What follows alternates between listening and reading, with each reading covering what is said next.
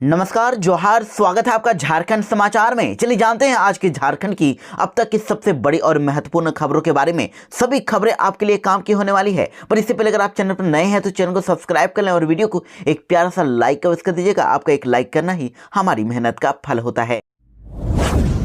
झारखंड में अगर आपने मैया सम्मान योजना के लिए आवेदन किया है और अगर आपको अभी भी पैसा नहीं मिला है तो आपके लिए बड़ी खबर है। आवेदन के बाद भी कई लोगों का मैया सम्मान योजना का लाभ नहीं मिला। सैकड़ों ने शिकायत की है और उसके बाद आज झारखंड सरकार के द्वारा कैबिनेट की बैठक बुलाई जा रही है। मुख्यमंत्री मैया सम्मान योजना के लिए हजारों युवतियों और महिलाओं ने आवेदन किया। अनेकों महिलाओं और युवतियों को इसका लाभ मिलने लग गया है, लेकिन प्रखंड में सैकड़ों ऐसी युवतियों और महिलाएं हैं जिनको आवेदन करने के बाद भी इस योजना का लाभ नहीं मिला है, जबकि उनके साथ आवेदन करने वाली कई महिलाओं और युवतियों को पहली किस्त की राशि के साथ दूसरी किस्त की राशि भी मिल गई और कई को तो तीसरी किस्त की भी राशि मिल गई है।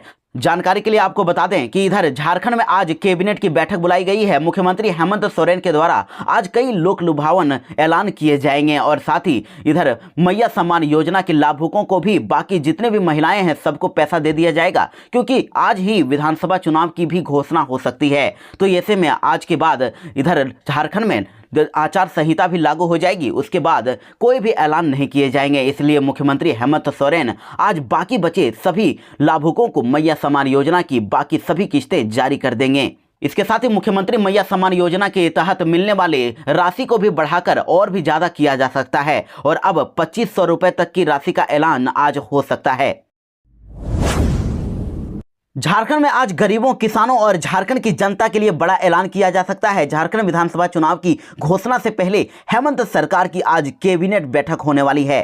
जी हां, झारखंड विधानसभा चुनाव की घोषणा से पहले हेमंत सोरेन ने आज कैबिनेट बैठक बुलाई है और इस बैठक में मुख्यमंत्री हेमंत सोरेन इसकी अध्यक्षता करेंगे और ऐसा माना जा रहा है कि इस मौजूदा सरकार के कार्यकाल का अंतिम बैठक ये होने वाला है। बैठक में कई अहम प्रस्तावों पर मुहर लग सकती है और कैबिनेट में इस बैठक में लोक लुभावन कई फैसले लिए जा सकते हैं और ये 6 दिनों के अंदर में सरकार की दूसरी कैबिनेट बैठक है। इससे पहले 8 अक्टूबर को भी कैबिनेट की बैठक बुलाई गई थी जिसमें 81 प्रस्तावों पर मुहर लगी थी। तो ऐसे में अभी जो पारा शिक्षकों का हड़ताल किया जा रहा है, वहीं इधर आंगनवाड़ी सेविका सहायिकाओं ने भी काफी हड़ताल किया हुआ है। उनकी मांगों को माना जा सकता है। वैसे जानकारी के लिए आपको बता दें कि 8 अक्टूबर को जो बैठक हुई थी उसमें जो बड़े फैसले लिए गए थे उसमें कहा गया था कि अब हर 25 की जगह 50 मेधावी विद्यार्थी उच्च शिक्षा के लिए विदेश जा सकेंगे। इसके लिए कोटिवार विद्यार्थियों की संख्या में भी बढ़ोतरी की गई और अब अनुसूचित जनजाति के 20 और अनुसूचित जाति के 10 और पिछड़ा वर्ग के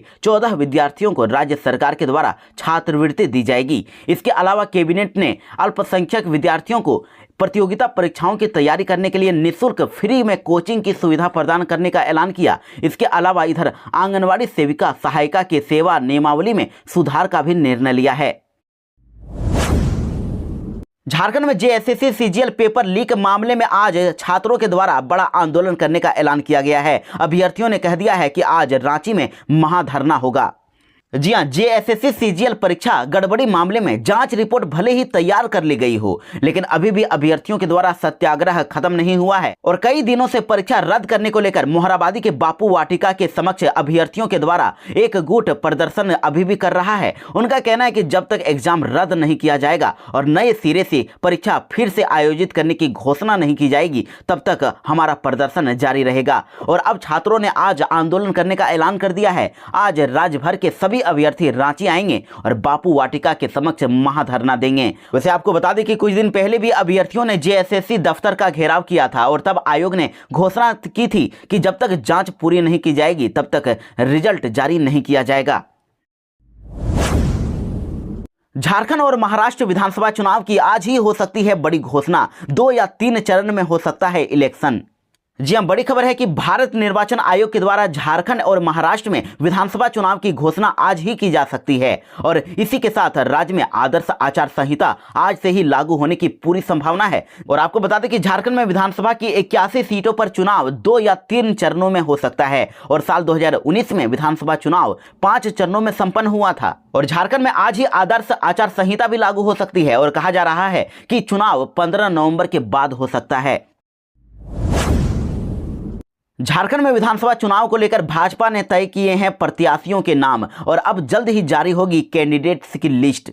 जी हां, भारतीय जनता पार्टी ने अब झारखंड में विधानसभा चुनाव के लिए प्रत्याशियों के नाम तय करने की पूरी प्रक्रिया कर ली है और प्रदेश चुनाव प्रभारी शिवराज सिंह चौहान, सह प्रभारी हेमंत विश्व शर्मा और संगठन प्रभारी लक्ष्मीकांत वाजपेयी ने प्रदेश चुनाव समिति के साथ बैठक में तय किए गए 3 नामों के पैनल से केंद्र नेतृत्व को अवगत करा दिया है और पार्टी का संसदीय बोर्ड भी अब इन नामों पर निर्णय ले चुका है और जल्द ही अब प्रत्याशियों के नाम की सूची 2 चरण में जारी की जाएगी। पहले चरण में तो आचार संहिता की जैसे ही घोषणा होगी 25 से 30 सीटों पर प्रत्याशियों के नाम घोषित कर दिए जाएंगे और इसमें सभी सुरक्षित सीटों पर प्रत्याशी और प्रदेश अध्यक्ष बाबूलाल मरांडी और नेता प्रतिपक्ष अमन कुमार बावरी की सीटें शामिल होगी। वैसे आपको बता दें कि पार्टी ने बाबूलाल मरांडी को राजधनवार की सामान्य सीट से और अमर कुमार बावरी को चंदन कियारी की सुरक्षित सीट से चुनाव लड़ाने का निर्णय लिया है और पहली सूची की घोषणा होते ही 1 सप्ताह के अंदर भाजपा बाकी सभी प्रत्याशियों की भी घोषणा कर देगी। झारखंड विधानसभा चुनाव से पहले ही रांची को गया Lokmanya Tilak terminus special train की मिली सौगात। जी हां, देखिए झारखंड विधानसभा चुनाव होने वाले हैं लेकिन इससे पहले ही भारतीय रेलवे ने रांची को नई ट्रेन की सौगात दी है। जी हां, रांची के रास्ते गया Lokmanya Tilak terminus special train का शुभारंभ हो गया है और विजयदशमी के अगले ही दिन कल कोडरमा रेलवे स्टेशन से गया Lokmanya Tilak terminus special train का उद्घाटन किया गया और इस ट्रेन को रांची के विधायक चंद्रेश्वर प्रसाद सिंह यानी सीपी सिंह ने राजधानी रांची में रांची स्टेशन पर ठहराव के बाद हरी झंडी दिखाकर रवाना किया। बिहार की तरह अब झारखंड में भी शराबबंदी को लागू करने की मांग तेज हो गई है। देखिए दुमका में जेडीयू कार्यकर्ता सम्मेलन हुआ जिसमें बिहार के मंत्री श्रवण कुमार ने झारखंड में भी शराबबंदी की बात कही। जी हां, दुमका जिले के बासुकीनाथ में मोहनलाल प्लेस में विधानसभा स्तरीय जदयू कार्यकर्ता सम्मेलन का आयोजन किया गया और कार्यक्रम में उपस्थित लोगों को संबोधित करते हुए बिहार सरकार के ग्रामीण विकास मंत्री श्रवण कुमार ने कहा कि आज भी झारखंड राज्य विकास में पिछड़ा हुआ है और ये आश्चर्य की बात है कि प्रचुर खनिज संपदा होने के बावजूद भी ये राज्य पिछड़ा हुआ है। उन्होंने कहा कि जिस तरह बिहार में महिलाओं के लिए रोजगार की व्यवस्था की गई है, 50% आरक्षण की व्यवस्था की गई है, महिलाओं को आत्मनिर्भर बनाया गया और बेरोजगारों को रोजगार दिया गया, उसी तरह झारखंड में जेडीयू की अगर सरकार बनी तो झारखंड का पूर्ण विकास किया जाएगा, गांवों को शहर जैसा बनाया जाएगा और शराब पर रोक लगाई जाएगी, यानी कि शराबबंदी लागू किया जाएगा और महिलाओं पर अत्याचार बंद किया जाएगा। जिस तरह बिहार सरकार गरीबों के लिए काम कर रही है उसी तरह झारखंड में भी गरीबों, किसानों, बेरोजगारों और महिलाओं के लिए विशेष प्रावधान के तहत काम किया जाएगा। रांची में 7,000 जवान तैनात रहने के बावजूद भी एक युवक की गई हत्या, परिजनों ने जाम किया लालपुर चौक। जी हां, दुर्गा पूजा को लेकर राजधानी में कड़े सुरक्षा इंतजाम किए जाने पर भी पुलिस का दावा धरा का धरा रह गया। जहां जहां सड़कों पर हुड़दंग होता रहा लेकिन पुलिस उसे कंट्रोल नहीं कर पाई और राजधानी में श्रद्धालुओं की सुरक्षा के लिए 7,000 पुलिसकर्मी तैनात रहे और बावजूद सड़क पर आने जाने वाले पूरी तरह से डरे और सहमे रहे। और मेला घूमने निकले एक युवक की बदमाशों के हुजूम ने न्यू मार्केट चौक के पास बीच सड़क पर ही 11 अक्टूबर की रात को बेरहमी से हत्या कर दी। कड़ी सुरक्षा व्यवस्था का दावा करने वाली पुलिस की एक भी टीम मौके पर नहीं पहुंची और न ही आरोपियों को पकड़ पाई। सभी बदमाश जब वहां से भाग गए तब कोतवाली थाने की पेट्रोलिंग गाड़ी वहां पहुंची और घायल को रिम्स भेजा। हालांकि रिम्स पहुंचते ही गंभीर रूप से घायल व्यक्ति की मौत हो गई और मृतक युवक का नाम रोहित तिर्की, जिसकी उम्र 24 साल बताया है। वह लालपुर थाना क्षेत्र स्थित लोहरा कोचा का रहने वाला था। वैसे इधर आक्रोशित लोग सबके साथ कल पहुंचे और लालपुर चौक को जाम कर दिया और उसके बाद सिटी डीएसपी केवी रमन ने आक्रोशित लोगों को समझा बुझाकर शांत कराया और हत्या में शामिल आरोपियों को तत्काल गिरफ्तार करने का आश्वासन मिलने के बाद ही लोग शांत हुए। और घटना के बारे में यह भी बताया जा रहा है कि रोहित के दोस्त आदिल उर्फ आदि का किसी से जालान रोड में विवाद हुआ था और आदिल ने ही फोन करके रोहित को बुलाया और आलोक और अविनाश के साथ रोहित वहां पहुंचा और दूसरे पक्ष के युवकों ने उसे मारपीट करके घायल कर दिया। मारपीट में घायल हुआ तो दोस्त छोड़कर भाग गए। झारखंड मुक्ति मोर्चा की आज होने वाली है बैठक, मुख्यमंत्री हेमंत सोरेन रहेंगे मौजूद। जी हां, झारखंड मुक्ति मोर्चा की केंद्र समिति की बैठक आज होने वाली है। इसमें मुख्यमंत्री हेमंत सोरेन समेत दल के सभी सांसद और विधायक और प्रमुख नेता शामिल होंगे और रांची के हरमू में स्थित सोहराय भवन में केंद्र समिति की बैठक में विधानसभा चुनाव पर भी विशेष चर्चा की जाएगी और विधानसभा चुनाव की दृष्टि से ही इस बैठक को ज्यादा महत्वपूर्ण माना जा रहा है। वहीं केंद्र समिति सदस्यों में मौजूदा सरकार, कल्याणकारी योजनाओं और महागठबंधन के बारे में जनता के फीडबैक लिए जाएंगे और पार्टी सदस्यों को यह संकेत दिया जाएगा कि इस बार विधानसभा चुनाव में कितनी और किन सीटों पर झारखंड मुक्ति मोर्चा चुनाव लड़ेगा। वैसे जानकारी के लिए आपको बता दें कि राहुल गांधी के 19 अक्टूबर को रांची आने की संभावना है और रांची में आयोजित होने वाले संविधान सम्मान सम्मेलन में राहुल गांधी शामिल हो सकते हैं। लातेहार में हुआ बड़ा भीषण सड़क हादसा, एक की हुई मौत और दर्जन भर यात्री हुए घायल।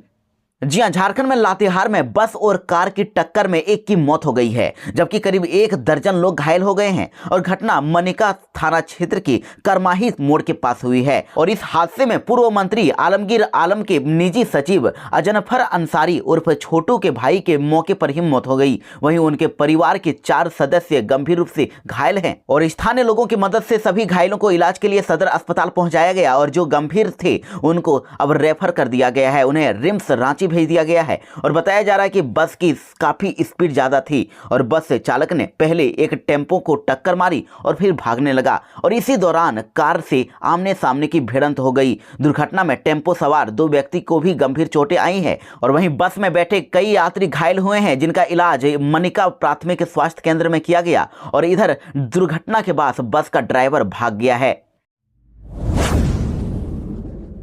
झारखंड के गढ़वा में मूर्ति विसर्जन को लेकर हुई झड़प, 2 डीएसपी सहित दर्जन भर ग्रामीण घायल और पुलिस ने किया लाठीचार्ज। जी हां, झारखंड के गढ़वा में शनिवार और रविवार को दुर्गा प्रतिमा विसर्जन की 2 अलग अलग घटनाओं में हिंदू और मुस्लिम पक्ष के लोगों में झड़प हो गई। दोनों ओर से हुई मारपीट और पत्थरबाजी में आधा दर्जन से भी अधिक लोग घायल हुए हैं और कल दोपहर 3 बजे तो भंडरिया थाना क्षेत्र की मगदही गांव में बड़ा बवाल हुआ है। यहां उपद्रवियों को नियंत्रित करने के लिए पुलिस को लाठीचार्ज करना पड़ा और साथ ही आंसू गैस के गोले भी छोड़े गए। वहीं जवाब में ग्रामीणों ने भी पुलिस पर पत्थर चला दिए और जिसमें अभियान डीएसपी राहुल बड़ाइक और रंका डीएसपी रोहित रंजन समेत कई पुलिसकर्मी घायल हुए हैं। पथराव में एलआरडीसी परमेश्वर कुमार को भी पैर में चोट आई है। उधर लाठीचार्ज में भी दर्जन भर ग्रामीण घायल हुए हैं जिनका अलग अलग अस्पतालों में इलाज चल रहा है और बवाल के कारण यहां घंटों विसर्जन जुलूस रुका रहा। और दूसरी घटना गढ़वा थाना क्षेत्र के लखना गांव में शनिवार को दोपहर 3 बजे हुई। यहां भी रास्ते के विवाद में ही दुर्गा प्रतिमा विसर्जन के दौरान हिंदू और मुस्लिम पक्ष के लोगों में झड़प हुई है और इससे गांव में करीब 10 घंटे तक तनावपूर्ण स्थिति रही और यहां भी दोनों पक्षों में काफी पथराव किया गया है और जिसमें दर्जन भर लोग घायल हुए हैं। झारखंड में जैक के द्वारा एक बड़ी सूचना दी गई है। अब मैट्रिक और इंटर परीक्षा में 30 क्वेश्चन 1-1 मार्क्स के होंगे। जी हां, स्कूली शिक्षा एवं साक्षरता विभाग ने जैक के पत्र के अनुरूप परीक्षा आयोजन को लेकर सहमति दे दी है और शिक्षा मंत्री की सहमति के बाद विभाग ने इस पर अब जैक को पत्र भेज दिया है और अब साल 2025 की मैट्रिक और इंटर की परीक्षा में साल 2024 के जैसा ही क्वेश्चन पूछे जाएंगे और एग्जाम में 30 क्वेश्चन बहुविकल्पीय यानी कि ऑप्शन वाले होंगे और सभी ऑप्शन वाले यानी बहुविकल्पीय क्वेश्चन 1-1 अंक के होंगे और जिन विषयों में प्रैक्टिकल की परीक्षा होगी उसे छोड़कर बाकी सभी विषय में 20-20 अंक इंटरनल एग्जाम में मिलेगा और ये इंटरनल एग्जाम स्कूल या कॉलेज के स्तर से होगा। जहां पर आपका एडमिशन है वहीं पर एग्जाम लिया जाएगा। वहीं आपको यह भी बता दें कि मैट्रिक और इंटर की परीक्षा फरवरी में हो सकती है और परीक्षा फॉर्म नवंबर के अंत में या फिर दिसंबर में जमा होगा और परीक्षा फॉर्म ऑनलाइन जमा लिया जाएगा और इस संबंध में जैक विस्तृत दिशा निर्देश भी जल्द ही जारी करने वाला है।